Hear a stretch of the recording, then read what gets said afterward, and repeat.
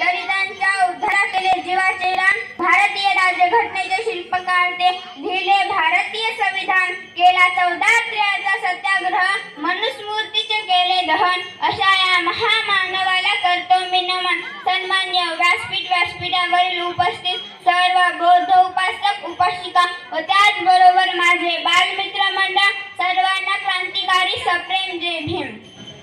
ज्यांनी आपला देह समाजासाठी आणि देशसेवेसाठी चंदना समान झिजवला असे महान व्यक्ती भारतीय राज्यघटनेचे शिल्पकार भारतरत्न डॉक्टर बाबासाहेब आंबेडकर यांचा जन्म 14 एप्रिल 1891 रोजी मध्य प्रदेशातील इंदोर जिल्ह्यातील महू या गावी झाला. त्यांच्या वडिलांचे नाव रामजी आंबेडकर तर आईचे नाव भीमाबाई असे होते. 19व्या शतकाचा काळ होता. गोरगरिबांसाठी फार भयानक होता. 19व्या शतकाचा काळ होता. गोरगरिबांसाठी फार भयानक होता.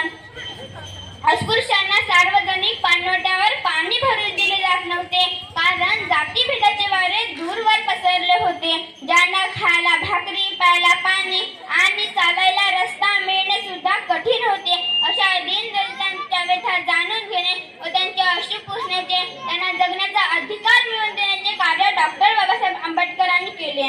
होते अंधारलेले जीवन, दिसत नव्हता प्रकाशाचा किरण. होते अंधारलेले जीवन, दिसत नव्हता प्रकाशाचा किरण. पुसण्या त्यांचे अश्रू, दिनदिन दलितांचे नवसंजीवन. अवतरला